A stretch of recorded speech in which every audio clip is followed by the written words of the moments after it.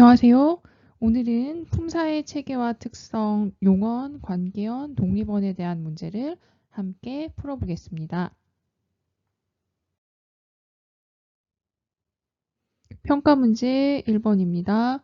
용언에 대한 설명으로 적절하지 않은 것을 찾아보겠습니다. 1번, 어간과 어미로 이루어져 있다. 지난 시간에 배운 내용 복습해 보겠습니다. 어간이란 용언이 활용할 때 변하지 않는 부분으로 이제 음식물을 섭취하다라는 뜻의 먹을 기준으로 살펴봤을 때 앞부분에 해당하는 먹이 어간입니다. 어미는 어간에 붙어서 변하는 부분으로 고, 니, 아서, 음연 등과 같은 것이 있고요. 여기에 적혀 있는 것 말고도 굉장히 다양한 어미가 있습니다. 그래서 어간과 어미로 이루어졌다라는 1번 보기 맞습니다. 2번에 활용할 때 어간의 형태가 변한다. 자, 위에 설명 다시 볼까요? 활용할 때 변하지 않는 부분이 바로 어간이죠. 그래서 2번 설명이 틀렸고 형태가 변하는 것은 어간이 아니라 어미입니다.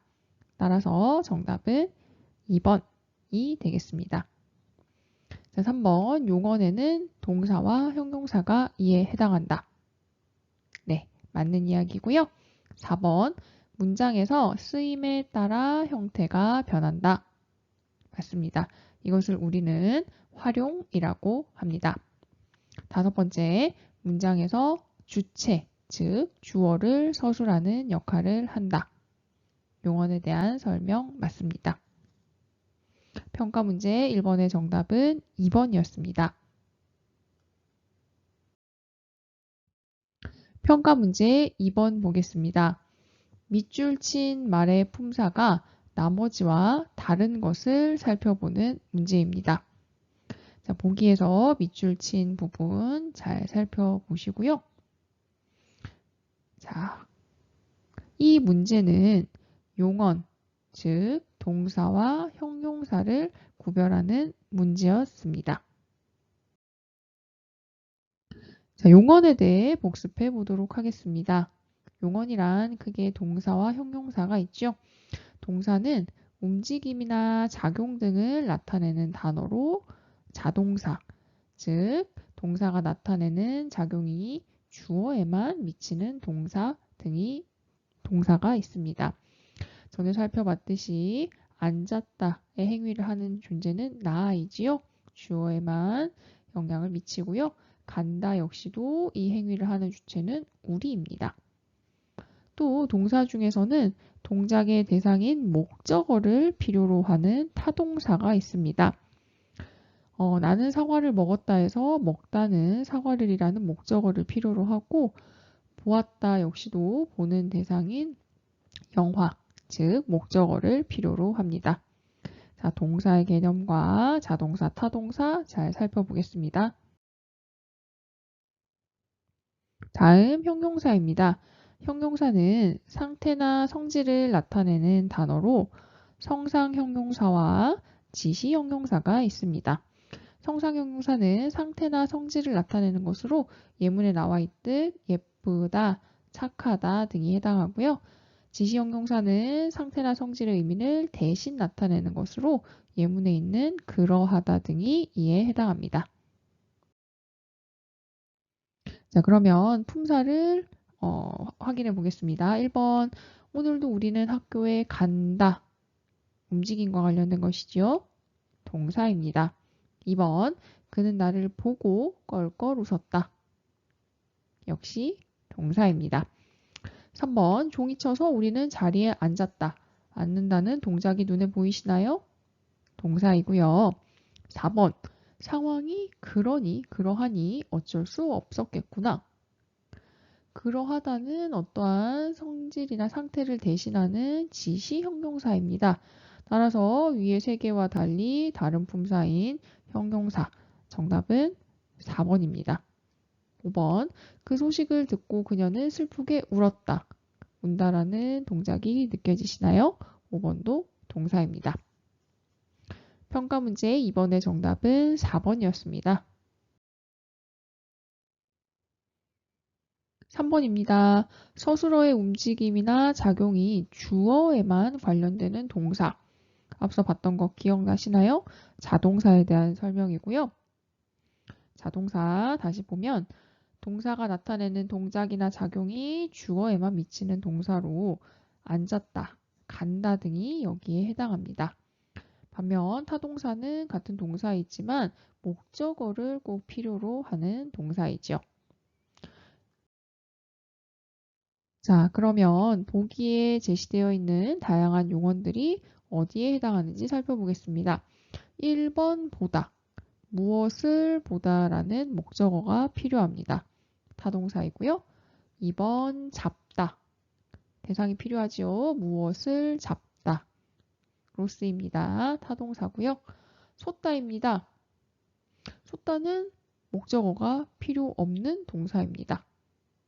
따라서 3번 쏟다가 자동사가 되겠습니다. 4번 춥다는 어떤 상태를 나타내는 말입니다. 동사가 아니라 형용사고요. 5번에 달다 역시도 특정한 상태를 말하는 형용사입니다.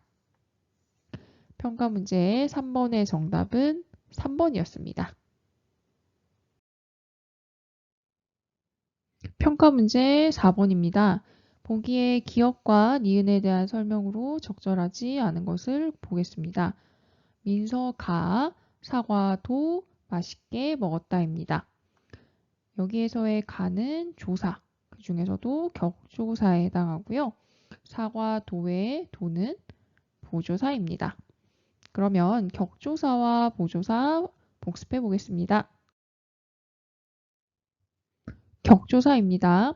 격조사는 체언 뒤에 붙어서 일정한 자격을 갖도록 하는 조사로 주격조사, 목적격조사, 관형격조사, 혹격조사, 서술격조사, 복격조사, 부사격조사가 있습니다. 자, 이 내용이 잘 기억이 나지 않는 친구들은 지난번 강의를 참고하도록 합니다.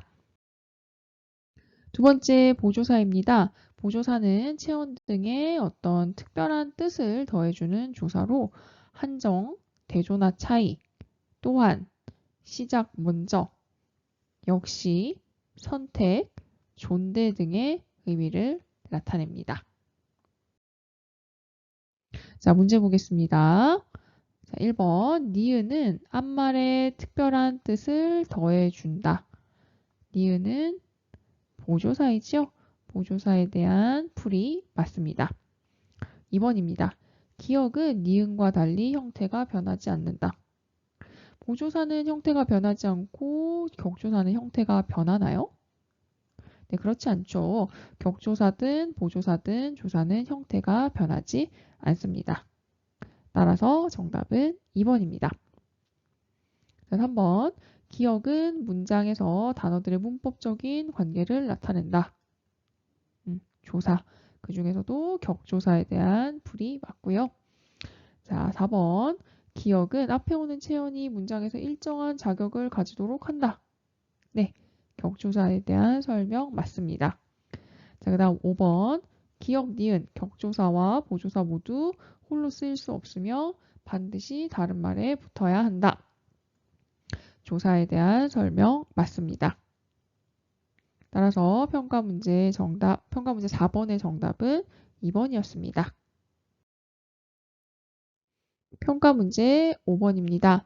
감탄사의 종류를 바르게 설명한 것을 고르는 문제였습니다. 자, 밑줄 친 부분을 자세히 살펴보고 감탄사에 대해 같이 복습해 보겠습니다. 자, 감탄사란 말하는 이에 놀람이나 느낌, 부름이나 대답을 나타내는 단어입니다. 예를 보겠습니다. 감정을 나타내는 아, 아차, 어머. 의지를 나타내는 자, 에라, 그렇지. 부름을 나타내는 여보, 여보세요, 야. 대답을 나타내는 예, 응, 그래, 오냐. 입버릇을 나타내는 아, 뭐, 그, 저, 등이 있습니다. 이제 보기를 분석해 봅시다. 1번 여보게 문을 닫아주시게. 여보게는 대상을 부르는 것 맞습니다. 1번부터 바로 정답이 나왔네요. 정답은 1번이고요. 자, 이번에 얘 동사무소가 어디에 있니? 얘는 대답하는 것이 아니라 누군가를 부르는 것이죠. 다음, 응, 내가 접시를 가지고 갈게. 응은 부르는 것이 아니라 누군가에게 대답을 하는 것입니다. 4번, 그 일을 꼭 해야 할까? 은 놀람이나 느낌을 표현하는 것이 아니라 입버릇이라고 볼 수 있습니다. 자, 5번에 창밖에 흰 눈이 오고 있어요는 대답이 아니라 놀람이나 느낌을 표현하는 감탄사입니다. 지금까지 품사의 체계와 특성, 용언, 관계언, 독립언에 대한 문제를 풀어보았습니다. 감사합니다.